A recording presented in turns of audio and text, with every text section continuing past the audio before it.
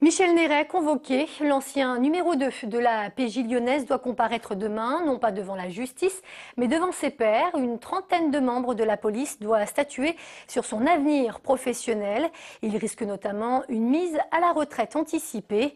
Pour en parler, on retrouve tout de suite et en direct Jean-Marc Reffat en compagnie de maître Gabriel Versini, avocat de l'ex-commissaire divisionnaire. Bonsoir, nous sommes effectivement à la veille d'une probable sanction disciplinaire de Michel Néret.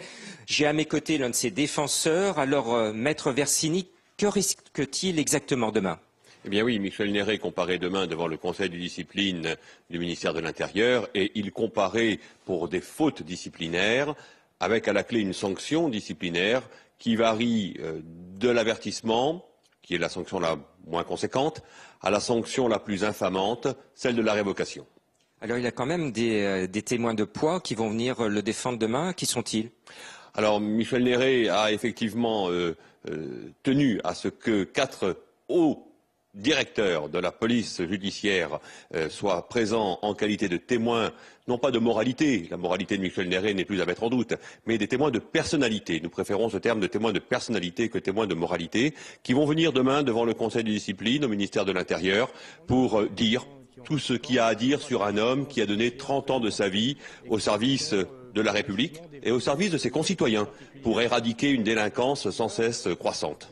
Alors justement, il va devoir de nouveau répondre sur ce qu'on lui reproche. Alors quel est le volet judiciaire dans les semaines qui arrivent ? Alors, en premier lieu, il ne va pas répondre de faute pénale, il va répondre de faute administrative, disciplinaire. Donc ce sont deux notions totalement distinctes. Pour ce qui est du pan pénal, au niveau pénal pur, eh bien, la procédure suit son cours, l'instruction suit son cours. Nous attendons des auditions prochaines, vraisemblablement, dans les semaines à venir auprès des magistrats instructeurs de Paris, avec vraisemblablement aussi à la clé des confrontations qui seront organisées par les juges d'instruction parisiens.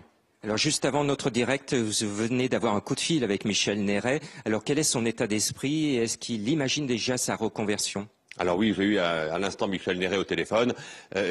Bien sûr qu'on envisage toujours la reconversion lorsque l'on sait que, peu ou prou, on va être demain peut-être évincé de la fonction publique. Alors la reconversion de Michel Néret, elle sera la sienne, orientée vers une restructuration de sa vie, orientée vers un repositionnement de son existence, et ce sont des éléments qui lui appartiennent.